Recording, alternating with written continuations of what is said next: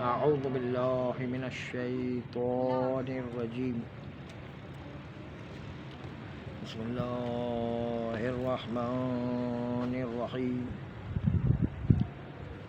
الحمد لله رب العالمين، والصلاة والسلام على أشرف الأنبياء والمرسلين وآله الطيبين الطاهرين المعصومين المنتجبين، ولعنة الله على أعدائهم أجمعين من الآن إلى قيام يوم الدين. بسم الله الرحمن الرحيم. يا أيها الذين آمنوا كتب عليكم الصيام كما كتب على الذين من قبلكم لعلكم تتقون. وقال أيضا شهر رمضان الذي أنزل فيه القرآن. وقال أيضا إذا سألك عبادي عني فإني قريب أجيب دعوة الداع إذا دعاني. وقال أيضا لا تباشروهن وأنتم عاكفون في المساجد. وقال لا تأكلوا أموالكم بينكم بالباطل. وقال كلوا واشربوا حتى يتبين لكم الخيط الأبيض من الخيط الأسود. صلوات. اللهم صل على محمد وعلى محمد. عزیزان محترم، بزرگان عزیز، بات چل رہی تھی کہ رمضان کے کورس پر عمل کرنے کا نتیجہ یہ نکلنا چاہیے کہ انسان گناہوں سے بچنے کی پریکٹس اختیار کر لے، گناہوں سے بچنے کا سلیقہ عادت کر لے. اور گناہوں سے بچنے کے لیے دو چیزیں انسان کو ضرور حاصل کرنا ہے. نمبر 1، موت و قبر کا خوف کہ وہاں جا کر پروردگار عالم کی بارگاہ میں حساب و کتاب دینا ہے. دوسرا، اتنے مسائل شرعی سیکھنا جو روز مرہ انسان کی زندگی میں کام آیا کرتے ہیں. انہی مسائل میں سے ایک شبہ موضوعیہ ہے. شبہ موضوعیہ کا مطلب یہ ہے کہ جب امام علیہ السلام یوں فرماتے ہیں الخمر حرامون، الخمر حرامون میں خمر کہلاتا ہے موضوع، حرامون کہلاتا ہے حکم. اور کبھی موضوع میں شک ہو جائے تو شک کے در موضوع کو کہتے ہیں شبہ موضوعیہ. شبہ موضوعیہ میں ہمیشہ اصل براعت جاری ہوتی، یعنی ہماری کوئی ذمہ داری نہیں. آئیے مثال کے ذریعے سے بات کو سمجھیں. مثلا فرض کریں کہ ہم ایک ہوٹل میں چائے پینے کے لیے گئے اور ہوٹل والے نے چائے ہمارے سامنے لا کر کے رکھی.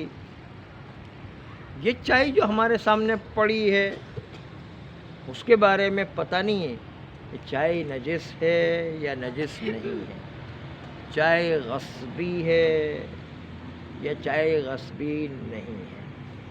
اس لیے کہ چائے کے اندر جو دودھ ہے ممکن ہے نجس دودھ سے چائے بنائی گئی ہو، ممکن ہے اس کے اندر جو پانی ملایا گیا وہ نجس پانی ہو، ممکن ہے وہ جو چائے ڈالی گئی وہ چائے نجس ہو، ممکن ہے وہ چینی ڈالی گئی وہ چینی نجس ہو، تو شک تو ہوتا ہے نا انسان کو۔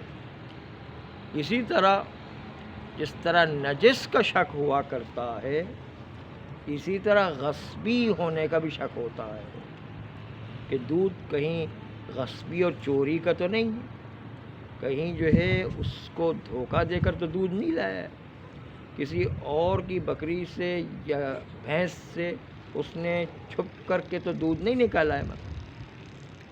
خلاصہ یہ دودھ غصبی ہونے کا بھی شک ہوتا ہے، اور شک ہوتا ہے کہ اس دودھ میں جو پانی ملایا گیا وہ غصبی ہو، شک ہوتا ہے کہ وہ چائے ملائی گئی وہ چائے غصبی ہو، شک ہوتا ہے وہ چینی ملائی گئی وہ چینی غصبی ہو۔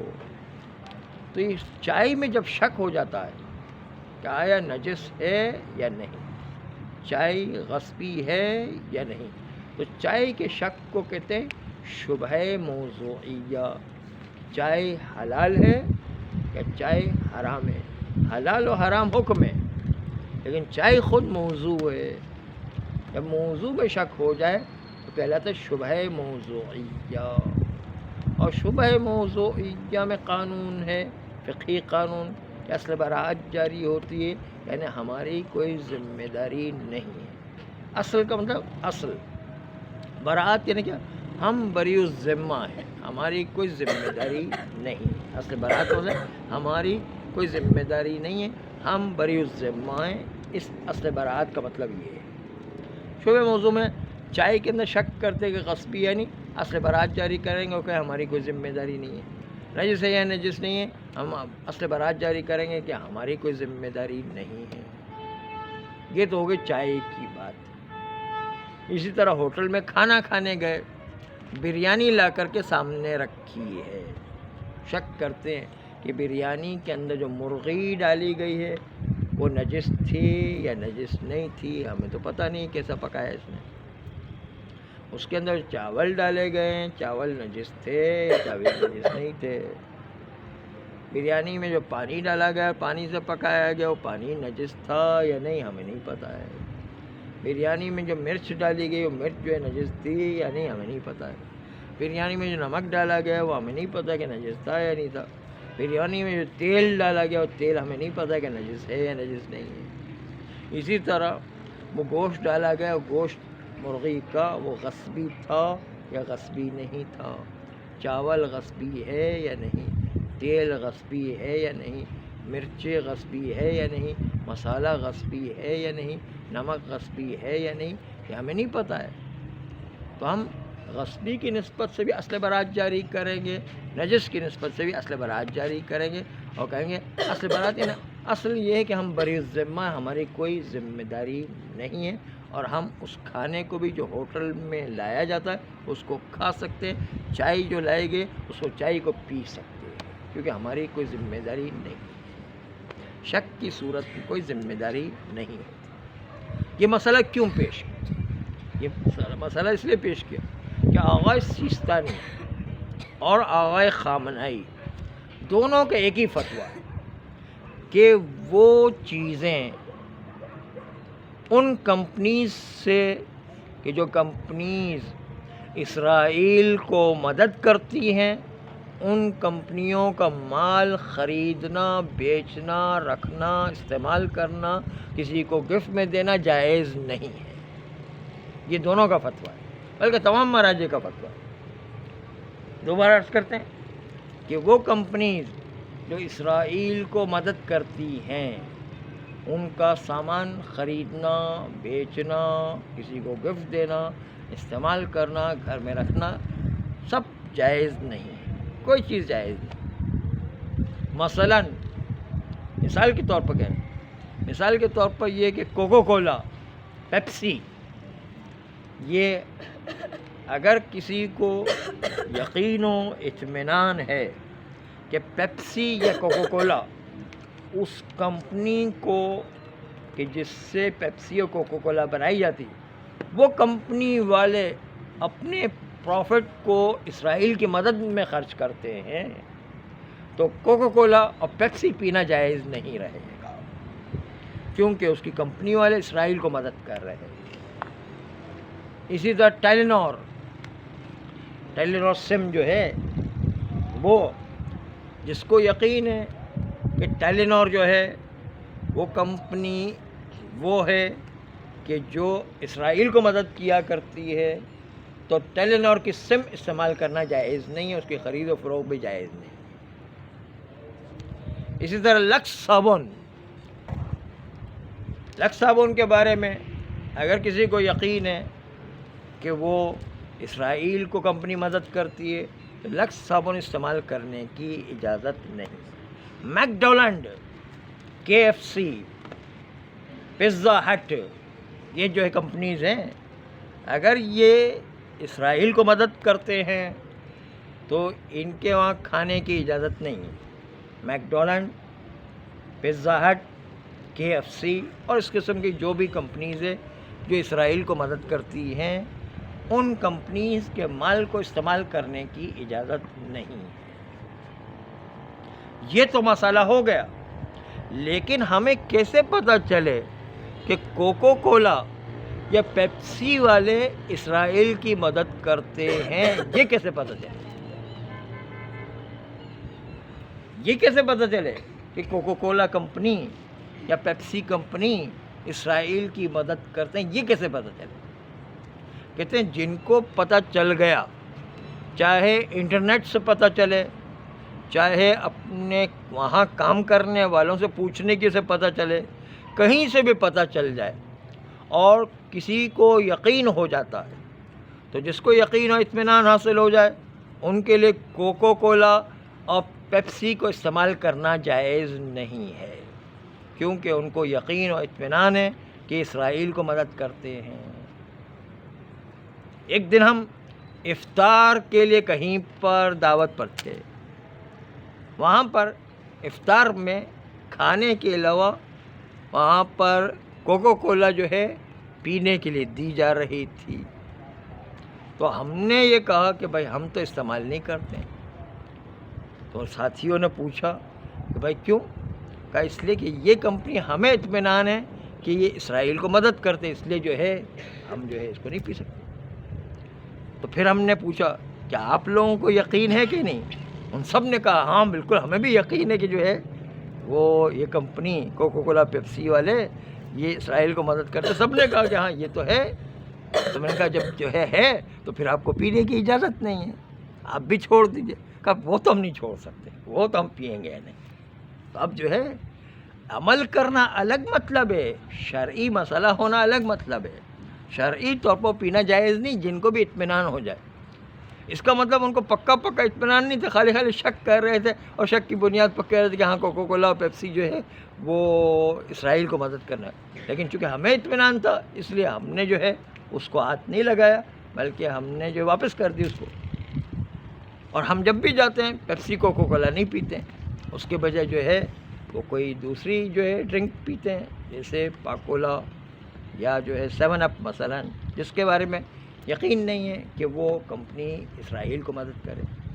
تو یہ پریکٹیکل ہم اس لیے بتا رہے ہیں کہ یہ خالی مسئلہ جان لینا کافی نہیں ہے، پریکٹیکل عمل میں بھی لانا ہے، کہ اگر آپ کو پتہ چل جائے کہ لکس صابن والے وہ اسرائیل کو مدد کرتے، تو لکس صابن کو چھوڑ دینا ہے، لکس کے بجائے کوئی اور صابن آپ کو استعمال کرنا ہے جو اسرائیل کو مدد نہ کرے۔ اسی طرح کوکو کولا، پیپسی، اس کو چھوڑ کے دوسری ڈرنکس استعمال کرنا ہے۔ اسی طرح ٹیلینور سم والے پتہ چل جائے کہ اسرائیل کی مدد کرے تو ٹیلینور چھوڑ کر دوسری سم استعمال کرنا ہے۔ جس کو یقین ہے تو وہ اس کو استعمال نہیں کر سکتے ہیں، لیکن جن کو شک ہو رہا ہے، کسی کو شک ہو رہا ہے کہ کوکو کولا پتہ نہیں اسرائیل کو مدد کرتے ہیں یا نہیں، تو شک کی بنیاد پر شبہ موضوع ہوئی ہے، شبہ موضوع ہے، اصل برات جاری ہوگی۔ اصل برات کا مطلب یہ کہ ہماری کوئی ذمہ داری نہیں ہے، اور یہ ہماری کوئی ذمہ داری نہیں، اور یہ کہہ کر اٹھا کے پی سکتے ہیں جن کو اطمینان و یقین نہیں ہے۔ بس اس بنیاد پر جو معاشرے میں لسٹ چھپ کر کے آ جاتی پوری کہ یہ آئٹم جو ہے وہ اسرائیل کو مدد کرتے، ان کی اس تحقیق کا کوئی اعتبار نہیں۔ جس نے تحقیق کی ہے ان کے لیے، خود کے لیے، وہ اگر ان کو یقین و اطمینان ہے ان کے لیے حرام ہوگا۔ کسی اور کی تحقیق کو ماننا واجب نہیں ہوا کرتا ہے۔ شبہ موضوعیہ میں کسی کی تحقیق کو ماننا واجب نہیں ہے۔ آپ کو خود کو ذاتی طور پر اطمینان و یقین ہو جائے تو پھر اس چیز کو چھوڑ دیں گے۔ جب تک کہ آپ کو خود کو اطمینان نہیں ہوتا ہے، لوگوں کو لسٹ چھاپنے سے کوئی فائدہ نہیں۔ لسٹ کا کوئی شریعت میں اعتبار نہیں، کیونکہ آغا سیستانی اور آغا خامنہئی دونوں نے ایک ہی جملہ استعمال کیا، وہ کمپنیز کہ جو اسرائیل کو مدد کرتی ہیں ان کمپنیز کے مال کو استعمال کرنے کی اجازت نہیں ہے۔ چنانچہ وہ کمپنیز آپ کو پتہ چل جائے تو اگر شک ہے تو شک کی بنیاد پر، بینیفٹ آف ڈاؤٹس کی بنیاد پر استعمال کر سکتے ہیں۔ شک کی بنیاد پر آپ اس کو استعمال کر سکتے ہیں جب تک آپ کو خود کو ذاتی یقین نہ آ جائے یا ذاتی طور پر اطمینان نہ آ جائے۔ کسی اور کی تحقیق شبہ موضوعیہ میں ماننا واجب نہیں ہے، اور خود بھی تحقیق کرنا واجب نہیں ہے، بلکہ خود بخود پتہ چل جائے تو خود بخود پتہ چل جانے کی وجہ سے اطمینان اور یقین آ جائے تو پھر اس سے اجتناب کرنا ضروری ہے، ورنہ اس سے اجتناب کرنا کوئی ضروری نہیں ہے۔ بس ایک طرف تو یہ مسئلہ کہ شرعی مسائل کو اہمیت دینا ہے، ایسا نہ کہ کوکا کولا پیپسی پتہ چل جائے کہ اسرائیل کو مدد کرے پھر بھی دبا دب پیے جا رہے ہیں۔ اس کا ہم تو شریعت پر عمل ہی نہیں کریں، ان کو تو شریعت کی پرواہ ہی نہیں ہے۔ شریعت کی پرواہ کرنا ہے، پتہ چل جائے مسئلہ تو اس کا مطابق حرام ہو گئے وہ پینا۔ اب حرام ہو گئے تو اس کے نتیجے میں پینا نہیں ہے، حرام بھی ہو گیا، اور ساتھ ساتھ ہم اسرائیل کی مدد کرنے والوں میں سے ہو جائیں گے۔ اس راستے سے دیکھیں ڈبل نقصان ہو رہا ہے، ایک تو شریعت کی مخالفت بھی کرے، دوسری طرف سے اسرائیل کو مدد کرے۔ اسرائیل جو ہے فلسطین اور لبنان اور دوسری اور جگہ پر مظلوموں کے اوپر بمباری کر رہا ہے۔ چنانچہ ایک طرف تو شریعت کے مسئلے خالی سننے کے لیے نہیں ہیں، عمل کرنے کے لیے جس کو پتہ چل جائے اس کے لحاظ سے ان پر واجب ہو جاتا ہے کہ وہ ان کمپنیز کے مال سے اجتناب کریں۔ تو دوسری طرف سے شریعت کے ان احکام کو بھی عمل کرنا ہے جو انسان کو روزمرہ زندگی میں پیش آتے رہتے ہیں۔ بلعم باعور، قرآن میں اس کا ایک واقعہ ذکر کیا گیا ہے۔ بلعم باعور یہ مستجاب الدعوات کی طرح، برسیسا کی طرح یہ بھی بہت بڑا عابد و زاہد تھا، اور اپنے ٹوٹے پھوٹے مکان میں رہبانیت اختیار کیے ہوا تھا، اور اپنے ٹوٹے پھوٹے مکان میں ہر وقت عبادت میں مشغول رہتا تھا، اور اتنی عبادت کرتا تھا کہ 24 گھنٹے عبادت میں ہی مشغول رہا کرتا تھا۔ بلعم باعور چنانچہ بابل کے علاقے میں 10 بھائی مل کر کے حکومت کیا کرتے تھے۔ جب 10 بھائیوں کی حکومت تھی تو بڑا شہر ہرا بھرا اور بڑا مالدار علاقہ تھا، اس لیے کہ پرانے زمانے میں پیسے اور کرنسی نوٹ زیادہ نہیں چلا کرتے، وہاں پر تو ابھی کرنسی نوٹ ایجاد ہی نہیں ہوئے تھے، اور ساتھ ساتھ جو ہے سونے اور چاندی کے سکے بھی ایجاد نہیں تھے، حضرت موسیٰ علیہ السلام کے زمانے کی بات۔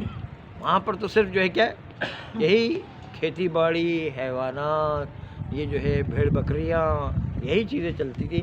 اس سے جو انسان کی مالیات کا اعتبار اور اس کے ذریعے سے دیکھا جاتا ہے کہ یہ کتنے مالدار ہیں، جن کی سرسبز زمینیں ہوا کرتی تھیں، جن کی بھیڑ بکریاں زیادہ ہوا کرتی وہ مالدار کہلاتے تھے۔ بابل کا علاقہ ایسی تھا نہیں۔ چنانچہ حضرت موسیٰ علیہ السلام نے فرعون کو شکست دینے کے بعد فرعون اس زمانے کی بہت بڑی طاقت تھی مصر کے اندر، لیکن فرعون کو شکست دینے کے بعد حضرت موسیٰ علیہ السلام کی فوج بڑی طاقتور تھی۔ حضرت موسیٰ نبی خدا بھی ہے، دوسری طرف سے حکومت بھی ان کے ہاتھ میں آ گئی، فرعون تباہ ہو گیا نا۔ جب حضرت موسیٰ علیہ السلام کے ہاتھ میں حکومت آئی تو ایک مرتبہ حضرت موسیٰ علیہ السلام کی فوج مسلسل ایک کے بعد ایک مختلف علاقے وہ جیتتے جا رہے ہیں، قبضہ کرتے جا رہے ہیں. حضرت موسیٰ علیہ السلام کی فوج آگے بڑھ رہی ہے. آگے بڑھتے بڑھتے ایک مرتبہ جب بابل کے ان 10 بھائیوں نے دیکھا کہ یہ حضرت موسیٰ کی فوج ہماری طرف بھی آ رہی ہے، اور انہوں نے دیکھا کہ ہم حضرت موسیٰ علیہ السلام کی فوج کا مقابلہ نہیں کر سکتے ہیں، تو حیران و پریشان تھے. ان سے کوئی بس نہ چل سکا، اس لیے کہ حضرت موسیٰ علیہ السلام کی فوج بڑی طاقتور فوج تھی اور کوئی راستہ نظر نہیں آیا. تو وہ لوگ آخر میں میٹنگ کر کے فیصلہ یہ کرتے ہیں کہ ہم چونکہ حضرت موسیٰ علیہ السلام کی فوج کا مقابلہ تو نہیں کر سکتے، اس لیے ہمیں جانا چاہیے بلعام باعور کے پاس تاکہ ان سے دعا کروائیں کہ حضرت موسیٰ علیہ السلام کی فوج کو شکست ہو جائے اور ہماری فوج جیت جائے. چنانچہ 10 بھائی چلے بلعام باعور کے پاس. بلعام باعور انتہائی مقدس و عابد و زاہد تھا. ان کے عبادت خانے میں جب گئے تو اس وقت بلعام باعور سے کہا کہ آپ ہمارے حق میں دعا کیجئے، ہم آپ کے لیے درہم و دینار اور سونا چاندی لے کر آئے ہیں. چنانچہ ایک مرتبہ حضرت موسیٰ علیہ السلام کے خلاف بد دعا کرنے کے لیے 10 بھائیوں نے کہا کہ آپ حضرت موسیٰ علیہ السلام کی فوج کے لیے بد دعا کریں تاکہ وہ ہماری فوج پر کامیاب نہ ہو جائیں. حضرت موسیٰ علیہ السلام کی فوج کا نام سنا تو بلعام باعور نے اپنا سر دیوار پر مار دیا اور کہا میں کیسے نبی خدا کے خلاف بد دعا کر سکتا ہوں؟ میں کیسے نبی خدا جو حجت خدا ہے، اس حجت خدا روئے زمین پر ہے، اس کے خلاف کیسے بد دعا کر سکتا ہوں؟ اپنا سر دیوار پر مارا، اس کے سر سے خون نکلنے لگا اور ان 10 بھائیوں کو بھگا دیا اور کہا کہ میں کیسے جو حجت خدا کے خلاف اور نبی خدا کے خلاف جو ہے بد دعا کر سکتا ہوں.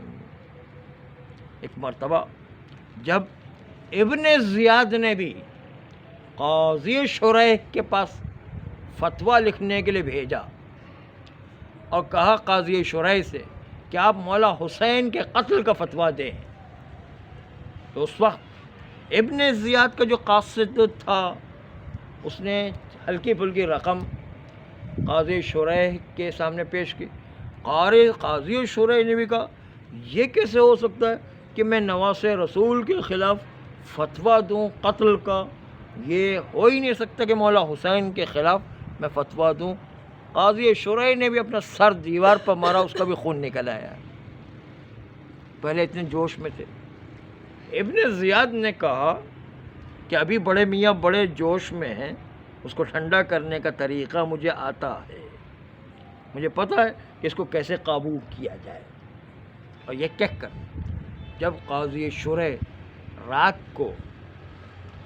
کو جو ہے وہ اپنے عبادت خانے میں اور اپنے گھر میں تھا، تو اس وقت جو ہے ایک مرتبہ غلام کے ذریعے سے ابن زیاد نے درہم و دینار کی تھیلیاں دھڑا دھڑ بوریوں کی بوریاں بھیجوائی. بوریوں کے چھنکار سے قاضی شریح دوسرے دن ابن زیاد کے دربار میں پہنچتا ہے اور قاضی شریح ابن زیاد کے دربار میں جا کر فوراً فتویٰ دیتا ہے کہ ہاں چونکہ مولا حسین نے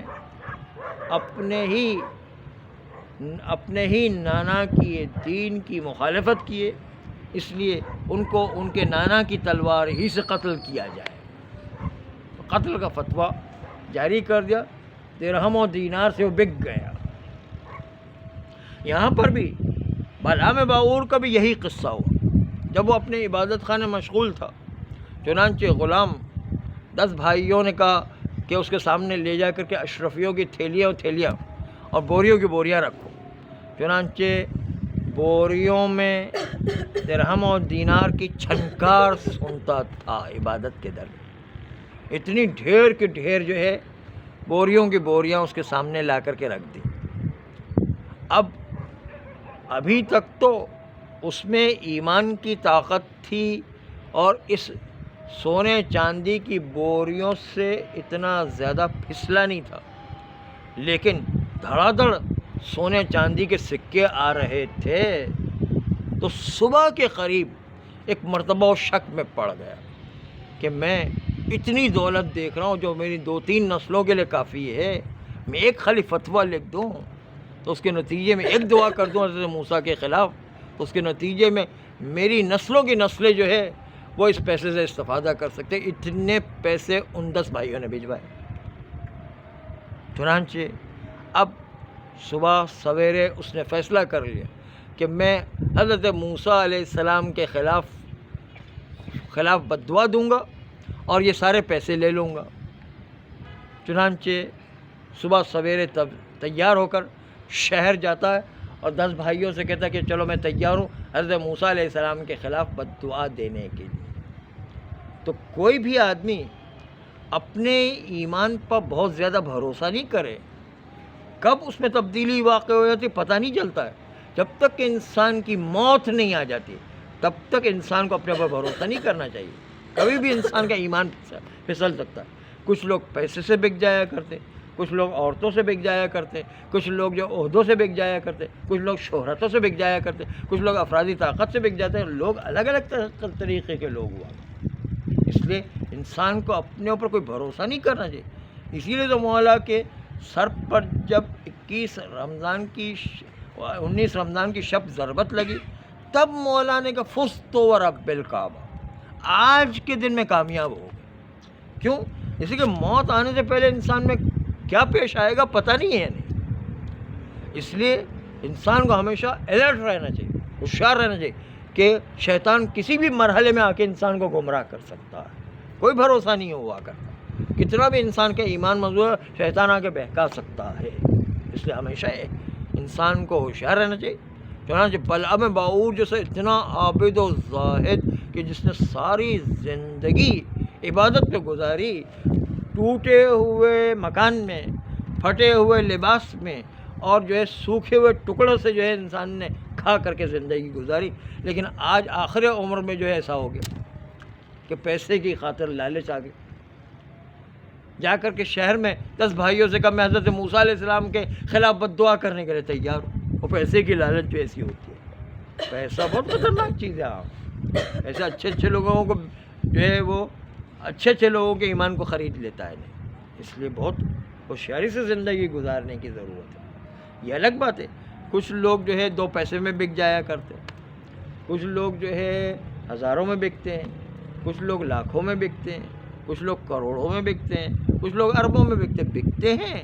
اس لیے ایمان جو ہے اس کو سنبھالنا کوئی آسان کام نہیں ہوا کرتا.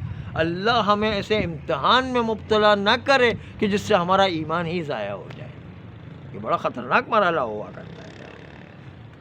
چنانچہ اس نے کہا کہ میں جو ہے حضرت موسیٰ علیہ السلام کے خلاف بددعا کرنے کے لیے تیار ہوں. اب کہا ٹھیک ہے پھر یہ سارا مال آپ کا ہے، ہم نے آپ ہی کے لیے اسی لیے بھجوایا کہ آپ جو حضرت موسیٰ کے خلاف جو بددعا کریں. چنانچہ یہ بددعا کرنے کا اس کا خاص وقت بھی تھا اور خاص مقام پر جا کر پہاڑوں کے درمیان ایک غار بنی تھی، وہاں جا کر کے بددعا کیا کرتا تھا. چلا وہ اپنے گدھے پر بیٹھ کر کے چلا. اس زمانے میں اس کا گدھا تھا. گدھے پر بیٹھ کے چلا. جب بالکل سامنے جو ہے وہ بددعا کرنے کی جگہ آئی تو ایک مرتبہ گدھا چلتے چلتے رک گیا اور انسانی زبان میں کہنے لگا کہ اے بلعم باعور، تم نے ساری زندگی عبادت کی ہے، سوکھی روٹی کھا کر کے زندگی گزاری اور جو پھٹے کپڑے پہن کر زندگی گزاری، ٹوٹے ہوئے مکان میں زندگی. اب آخر عمر میں تم جو ہے وہ پیسے کی خاطر جو ہے حضرت موسیٰ اور حجت خدا کے لیے بددعا کرنے کے لیے چلے ہوئے. گدھا بول اٹھا. ایک مرتبہ جو ہے اس نے چابک مارا اس گدھے کو کہ چلو آگے. وہ گدھا جو چلنے کو تیار نہیں. اور اتنا مارا کہ وہ گدھا شہید ہو گیا بیچارہ بھائی. اور یہ شہید اس طرح اصحاب کہف کا کتا جنت میں جائے گا، اس طرح بلعم باعور کا یہ گدھا بھی جنت میں جائے گا، کیونکہ جو ہے راہ خدا کی وجہ سے شہید ہو گیا بیچارہ. تو یہ خالی کتا نہیں اصحاب کہف کا، یہ گدھا بلعم باعور کا یہ بھی اسی طریقے سے جو ہے وہ راہ خدا میں شہید ہو گیا ہے. چنانچہ اب وہ اترنے کے بعد وہ خاص مقام جو سامنے تھا وہاں پر جاتا ہے، اور جانے کے بعد حضرت موسیٰ علیہ السلام کے خلاف بد دعا کرنا چاہتا ہے، لیکن جیسے ہی حضرت موسیٰ علیہ السلام کے خلاف بد دعا کرنا چاہتا ہے، اس کی زبان سے بد دعا کے بجائے حضرت موسیٰ کی موافقت میں دعا نکل رہی ہے، مخالفت میں دعا نکل نہیں رہی، اس کی زبانی کام نہیں کر رہی ہو۔ سمجھ گیا کہ آج سے میں مستجاب الدعوات ختم ہو گیا۔ بلعام باعور جو ہے اس نے کہا آج سے میری جو ہے عابد و زاہد ہونے کا جو میرا مرتبہ تھا وہ بھی ختم ہو گیا، میری دعاؤں کے اندر جو تاثیر تھی وہ بھی ختم ہو گئی، اس لیے کہ میں نے حجت خدا کے خلاف بد دعا کر دی ہے۔ پلٹنے کے بعد کہا کہ اب تو کوئی فائدہ نہیں، کیونکہ میری بد دعا لگ ہی نہیں رہی حضرت موسیٰ علیہ السلام، بلکہ الٹی جو ہے بد دعا کے بجائے دعا نکل رہی ہے حضرت موسیٰ علیہ السلام کی۔ پلٹا، شہر گیا اور 10 بھائیوں سے کہا بھائی دیکھو میں تو حضرت موسیٰ علیہ السلام کے خلاف بد دعا کرنے کے لیے گیا تھا، لیکن کیا کروں، اللہ نے میری وہ طاقت چھین لی ہے اور میں اب بد دعا نہیں کر سکتا ہوں، اس لیے کہ میں بد دعا کرنا چاہتا ہوں لیکن بد دعا کے بجائے اچھی دعا حضرت موسیٰ علیہ السلام کے لیے نکلتی ہے، بد دعا تو نکل ہی نہیں رہی ہے۔ تو ان 10 بھائیوں نے کہا پھر تو ہماری آپ کی کون سی رشتہ داری ہے، ہم تو اسی بد دعا کروانے کے لیے تو پیسے دے رہے تھے، اگر آپ بد دعا نہیں کر سکتے تو آپ ہمارے پیسے واپس دے دینا۔ چنانچہ اس کی پوری طاقت بھی ختم ہو گئی اور پیسے بھی چلے گئے، دونوں چیزیں جو ہے اس سے مایوس ہو گیا۔ لیکن ایک مرتبہ بلعام باعور کے دل میں ایک شیطانی خیال ابھرا، یہ شیطانی خیال سوچنے والا ہے، شیطانی خیال ابھرا۔ جب انسان گمراہ ہوتا ہے تو گمراہ ہونے کے بعد شیطان ایک جگہ نہیں چھوڑتا ہے، پھر اس کو آگے لے کر کے چلتا ہے۔ شیطانی خیال ابھرا اور کہا بلعام باعور نے ان 10 بھائیوں سے کہ آپ کو مقصد کیا ہے، کہ حضرت موسیٰ علیہ السلام کی فوج کو روکنا مقصود ہے نا؟ کہا ہاں ہمارا مقصد تو یہ ہے کہ حضرت موسیٰ علیہ السلام کی فوج کو روک دیا جائے۔ کہا پھر پرواہ نہیں کریں، میں نے جو ہے تمام آسمانی کتابوں کو مطالعہ کیا اور اس کے اندر ایک جو ہے طریقہ بتایا گیا کہ انبیاء اور انبیاء کے نائبین کو کیسے روکا جا سکتا ہے، وہ طریقہ مجھے پتہ ہے اور اس کے نتیجے میں حضرت موسیٰ علیہ السلام کی فوج کو روک سکتا ہوں۔ کہا ٹھیک ہے، اگر روک سکتے تو پھر پیسے آپ کے ہیں، وہ پیسے لینے کی لالچ بھی تو کر رہا تھا، کہ پھر پیسے آپ کے، حضرت موسیٰ علیہ السلام کی فوج کو اگر روک سکتے ہو تو پیسے آپ کے نہیں۔ کہا اچھا پھر وہ کیا طریقہ ہے بتاؤ؟ کہا طریقہ یہ ہے کہ جتنی بھی بابل کی خوبصورت لڑکیاں ہیں ان کو چھوٹا موٹا سامان دے کر کے اس شہر میں بھیجو جس شہر میں یہ فوجی حضرت موسیٰ علیہ السلام کے ٹھہرے ہوئے، وہاں پر کچھ چیزیں بیچنے کے بہانے سے بھیجو۔ چنانچہ جب جو ہے بے پردہ یہ عورتیں وہاں پر جائیں گی تو فوجی ہے، انسان ہے وہ بھی، بہرحال ان کی نگاہیں پڑیں گی، ایک مرتبہ ان کے اندر دلوں میں برا خیال پیدا ہوگا اور برا خیال پیدا ہونے کے نتیجے میں وہ بجائے اس کے جنگ کرے اور فوج کو آگے بڑھائیں، اس کے بجائے وہ لڑکیوں میں مشغول ہو جائیں گے، اور مشغول ہو جائیں گے تو اس کا نتیجہ یہ ہوگا کہ وہاں پر پوری جو ہے کرپشن اور بے حیائی اور فحاشی پھیل جائے گی، اور اس کے نتیجے حضرت موسیٰ علیہ السلام کی فوج ناکام ہو جائے گی۔ یہ طریقہ بلعام باعور نے کہا، میں نے ساری آسمانی کتابوں میں مطالعہ کیا، یہ طریقہ ہے، اگر کسی نبی کی فوج کو روکنا ہے یا نبی کے نائب کی فوج کو روکنا ہے تو یہ طریقہ ہے اس کو روکنے کے لیے۔ اب اچھا ٹھیک ہے، اب جو ہے لڑکیوں کو تیار کیا، سامان لے جا کر کے جو جہاں پر حضرت موسیٰ علیہ السلام کے فوجی رکے ہوئے تھے ان کے کیمپ میں گھس گئے اور جو ہے بیچنا شروع کر دیا۔ اب جو ہے سب کی نگاہیں پڑ رہی ہے، جو فوجی حضرات اپنی بیویوں کو لائے تھے، جو پردے میں تھی، جو خیمے میں بیٹھی ہوئی تھی، انہوں نے دیکھا کہ ہمارے شوہر تو ان لڑکیوں کی طرف متوجہ ہو رہے ہیں، چنانچہ بیویوں نے بھی پردے اتار دیا، انہوں نے بے پردگی کر کے جو ہے کہا کہ یہ جو لڑکیاں آئی ہیں ان کے پیچھے ہمارے شوہر لگ گئے ہیں، اس کے بجائے ہم خود جو ہے پردے اتار کر کے اپنے شوہروں کو کیوں خوش نہیں کریں۔ چنانچہ پورے معاشرے میں بے پردگی پھیل گئی ہے، اور اس کا نتیجہ کیا؟ حضرت موسیٰ علیہ السلام کی فوج وہیں کی وہیں ٹھہر کر رہ گئی، اسی کرپشن میں مبتلا ہو گئی، اسی بے حیائی اور فحاشی میں مبتلا ہو گئی۔ ایک مرتبہ حضرت موسیٰ علیہ السلام بار بار اپنے جرنیلوں کو خط لکھتے ہیں، ان کے پیغام بھجواتے ہیں کہ بھائی ہماری فوج تو بڑی تیزی سے آگے بڑھ رہی تھی، یہ اتنے عرصے سے وہاں پر جمی ہوئی کیوں آگے کیوں نہیں بڑھ رہی ہے؟ لیکن جو ہے کوئی رسپانس نہیں آ رہا۔ ایک دن گزرا، 2 دن گزرے، 3 گزرے، ایک ہفتہ گزرا، 15 دن گزرے، ایک مہینہ ہو گیا، 2 مہینے ہو گئے، 3 مہینے ہو گئے، فوج وہیں کی وہیں جمی ہوئی ہے۔ حضرت موسیٰ علیہ السلام بھی حیران تھے کہ ہماری فوجیں کیوں آگے نہیں بڑھ رہی ہے۔ ایک مرتبہ حضرت موسیٰ علیہ السلام نے حضرت ہارون کے فرزند کو، حضرت ہارون جو حضرت موسیٰ کے بھائی تھے، جو روایت میں ہے کہ موسیٰ و ہارون کا جو بھائی کا تذکرہ ہے، مولا علی کو ہارون سے تشبیہ دی گئی، حضرت ہارون کے فرزند کو بھیجا کہ جاؤ جا کر کے وہ جو حضرت ہارون کے فرزند تھے وہ کمانڈر ان چیف تھے، حضرت موسیٰ کے کمانڈر ان چیف، ان کو بھیجا کہ جاؤ جا کر کے معلوم کرو کہ کیوں فوجیں آگے نہیں بڑھ رہی۔ جب آ کے دیکھا، جیسے ہی اس جگہ پر پہنچے جہاں پر فوجی حضرات نے اپنے کیمپ لگائے ہوئے تھے، دیکھا کہ عورتیں دھڑا دھڑ بے پردہ گھوم رہی ہے، سمجھ گئے وہ، فوراً نیام سے تلوار نکال کر کے ایک مرتبہ جو بے پردہ عورت ملی اس کی گردن اڑانا شروع کری۔ 1-2 عورتوں کی گردن اڑائی، ساری عورتیں پردے میں جا کے چھپ گئی ایک دم، اور وہ جو لڑکیاں آئی تھیں وہ بھاگ گئی ایک دم، دوبارہ پردہ نازل ہو گیا اور ایک مرتبہ نظام صحیح ہو گیا۔ جیسے ہی جو حضرت ہارون کے فرزند نے ان کی گردنیں اڑانا شروع کی تو وہ بے پردہ عورتیں تھیں وہ دوبارہ پردے میں چلی گئی، اور جو لڑکیاں آئی تھیں وہ تو بھاگ کے چلی گئی وہ اپنے علاقے میں۔ چنانچہ پھر دوبارہ نظام صحیح ہو گیا، اور پھر جو ہے دوبارہ حضرت موسیٰ علیہ السلام کی فوج آگے بڑھنے لگی۔ تو جو ہے کسی بھی معاشرے کو کرپشن میں اس طرح مبتلا کر دیا جائے جس سے انسان کے جتنی بھی ایمان کی طاقتیں ٹوٹ کے رہ جائے، تو کتنی طاقتور نبی کی فوج بھی وہ بھی رک جایا کرتی ہے۔ اس لیے انسان کو ایمان کی طاقت کی حفاظت کرنے کی ضرورت ہوا کرتی ہے۔